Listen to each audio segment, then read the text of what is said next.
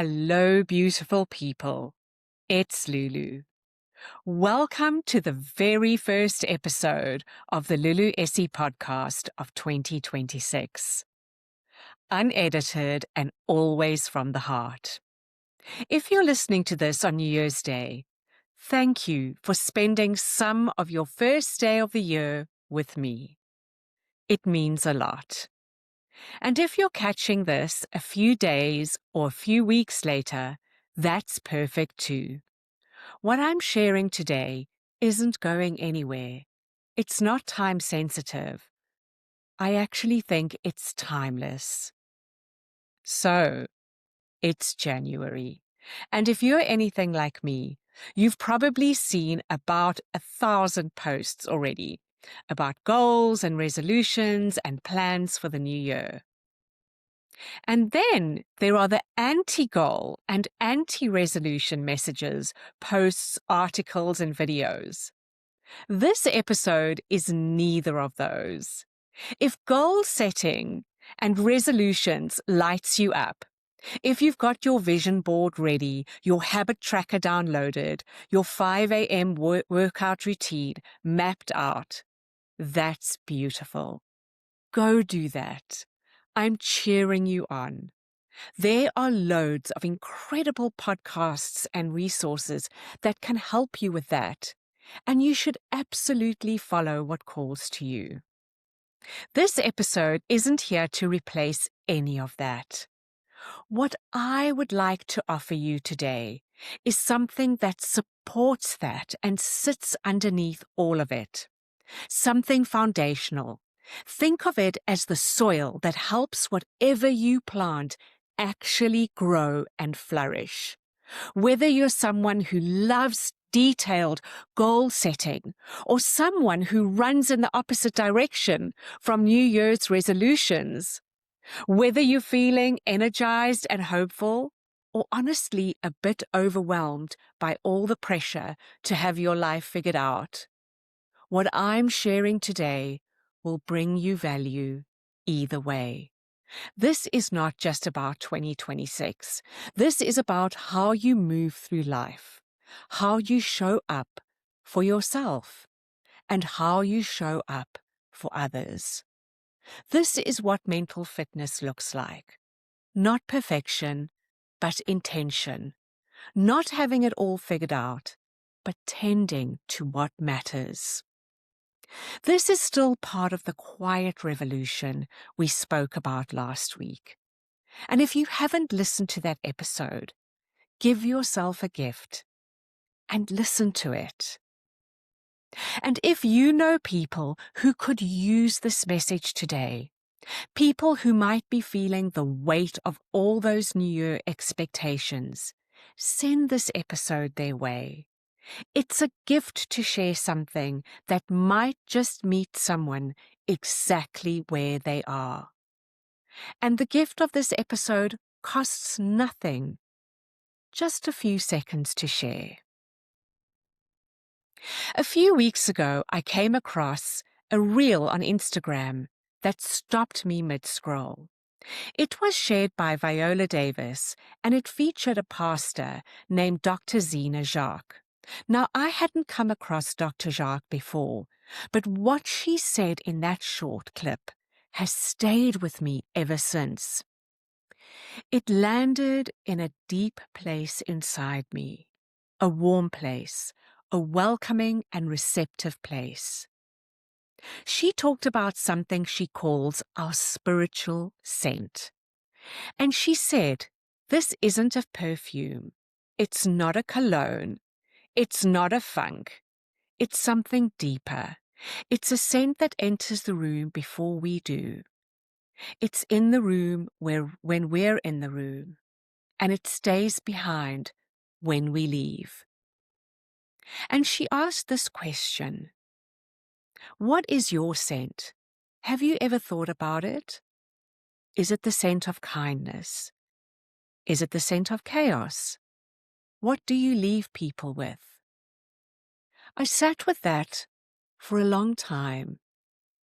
We spend so much time thinking about what we want to achieve, what we want to do, what we want to have. But how often do we think about what we want to carry with us and leave behind in our interactions, in our life? Not in terms of legacy or accomplishments, but in terms of feeling. What do people feel after they've spent time with us? What lingers in the room when we're gone? What stays in the hearts of those we engage with when we leave? That question opened something in me. And then it connected to something I've done for myself for a few years now, which is I choose a single word to guide me through every year. In 2025, my word was surrender. And that word became a lens through which I looked at everything. When things got hard, I'd ask myself, what would surrender look like here? It was not about giving up. It was about releasing my grip on how I thought things should go. It was about letting go of how I thought things should unfold and allowing them to unfold in unexpected ways. And these were ways that were more aligned with who I am. So I started thinking, what if I combine these two ideas? My idea and Dr. Jacques' idea, and created something new. What if we choose something to guide us internally and something to offer externally? What if we got intentional about both? And that's where today's framework emerged. I'm calling it our flame and our fragrance. Let me unpack this for you. Our flame is our internal guiding light for the year, our North Star. It's not a goal. It's not a resolution. It's not something on our to-do list. It's a single word or quality that we carry with us, that we tend like an actual flame throughout the year. And I want you to really think about that metaphor for a moment. A flame needs tending. It needs attention. It needs the right conditions to keep burning. You can't just light it and walk away. And when you tend it, when you nurture it, when you protect it from the winds that try to blow it out, it rewards you. It gives you light. It gives you warmth. It becomes a source of illumination when things get dark. It is your light that comes from within. Your flame is for you. It's your internal compass. It's what you're cultivating within yourself. Now, your fragrance is different. Your fragrance is what you give. It's what others experience when they're in your presence. It's the feeling you leave behind when you've left the room. And here's what I love about the word fragrance. A fragrance is intentional. It's curated. You choose your fragrance. You don't just accidentally smell like jasmine or neroli, right? You make a decision about what you want to carry with you and what you want to leave others with. Your fragrance is your gift to the world. It's about presence, impact, and what lingers long after you have left. And here's something beautiful. Your flame creates your fragrance. Think about it. Think about incense. Think about a scented candle. When you light something with intention, it releases a scent into the air. The burning creates the fragrance. Your internal flame, What you're tending and nurturing within yourself naturally produces something that others experience. The internal work manifests externally. Who you are becoming on the inside shapes what you leave behind. Your flame and your fragrance. Your flame is for you. Your fragrance is your gift. And they're intimately connected. So how do you discover yours? I'd like to give you some simple questions to sit with. You don't need to have answers right now. You don't need to figure this out by midnight tonight. These are questions to carry with you, to journal on, to let simmer over the coming days. And remember, please don't overthink this and overcomplicate it. Just allow the answers to rise inside you and meet those answers without judgment. To find your flame, ask yourself, what quality do I want to cultivate within myself this year? Not what do I want to achieve, but who do I want to become? What word, if I carried it with me all year, would help me grow into the person I'm meant to be? What do I need more of internally right now? Just sit with those questions. Let something rise up. It might be a word like courage, or stillness, or trust, or play, or presence.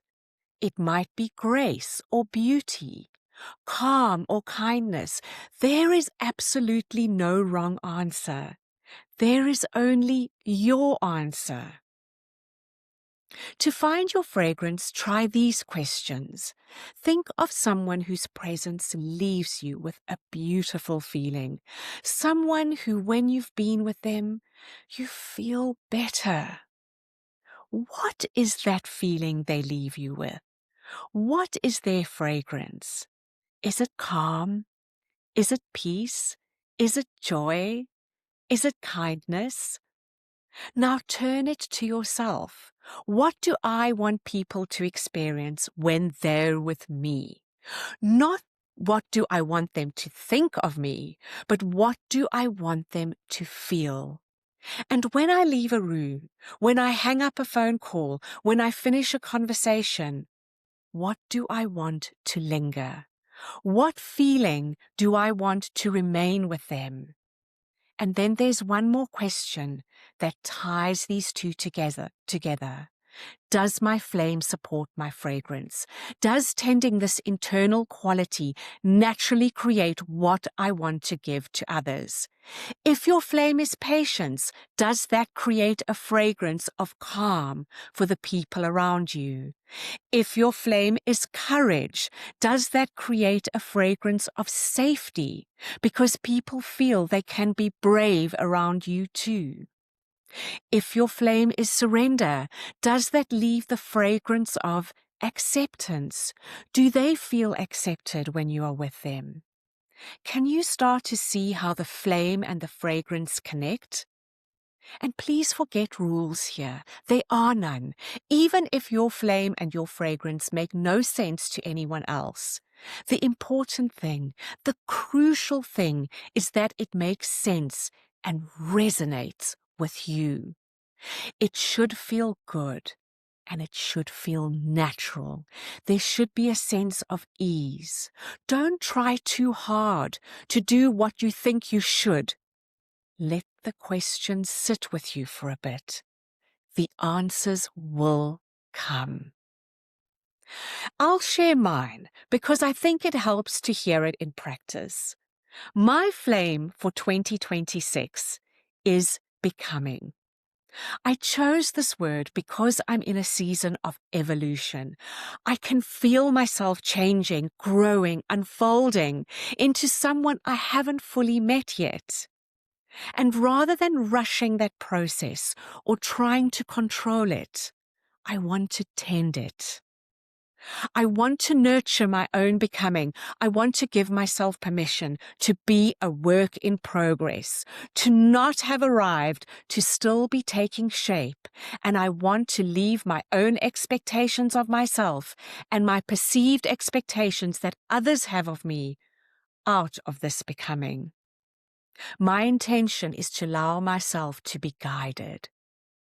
Becoming is my internal compass for this year. And when I'm tempted to judge myself for not being further along, I'll remember I'm becoming. When I feel the pressure and anxiety to have it all figured out, I'll remember I'm becoming. I'm not late, I'm not behind, I'm exactly where I need to be, because I am becoming. It's a flame that asks me to be patient, to be kind with myself, while also staying in motion, to accept where I'm at, to have grit and grace at the same time.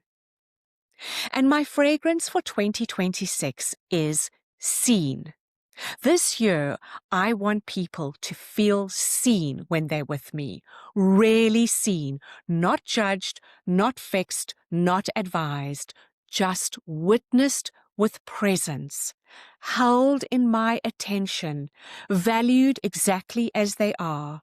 I want that to be what lingers when I leave, that people felt like they matter, like they were enough, like someone really saw them and loved them, irrespective of the flaws they think they carry with them. And here's how my two connect. If I'm tending my own becoming, if I'm being gentle with my own unfolding, I'm more able to offer that same grace and acceptance to others. I'm not rushing them to be different. I'm not needing them to be further along. I can simply see them because I'm learning to see myself. This is what self-love looks like in action. It flows outward. And I'm loving them where they are for who they are. There is no judgment, no desire to change them, convince them, to coach them, unless they specifically ask for that. My intention is for people to feel seen for all they are, to accept them and to appreciate them in their beautiful difference, in their unique expression. My flame creates my fragrance. So beautiful people, as we step into 2026, I'm not going to ask you to overhaul your life. I'm not going to give you a 10-step plan or a list of habits to adopt. I'm inviting you to choose two things, just two, a flame to tend and a fragrance to offer. And if those don't come to you today, that's okay. Let the questions we went through sit with you. Let them work on you beneath the surface. You may wake up one morning this week and the words will just be there. There's no deadline. There's no pressure. This isn't another thing to get right and get done. It's an invitation to get intentional about what you're becoming and what you're giving. And if you choose goals and resolutions for this year, I support you in that. And your flame and your fragrance will be powerful. They'll be empowering, beautiful ways to support yourself in those goals, to deepen them and make them sustainable. And I'd love to hear what you discover. Send me a message. Share with me your flame and your fragrance. Let's make 2026 a year where we tend our inner flame and leave beautiful feelings behind wherever we go. I'd love for you to share this episode with people you love who will benefit from hearing it too. And if you haven't already, please hit subscribe so you don't miss what's coming in 2026. We've got a beautiful year ahead. And before you go, I want to take a moment to say thank you. Thank you for being here with me in 2025. Thank you for riding the waves with me, for showing up week after week, for trusting me with your time and your attention. It has been such an honor to walk alongside you. And now, as we step into 2026, I invite you to continue this journey with me. I'd love to accompany you. Let's tend our flames together. Let's leave beautiful fragrances wherever we go. I'm so grateful you're here. And as always, what comes from the heart reaches the heart. And today, with deep respect for wherever you are in your journey, and with my most loving wishes for the year ahead, this comes straight from my heart to yours. Happy New Year, beautiful people. I'll see you next week.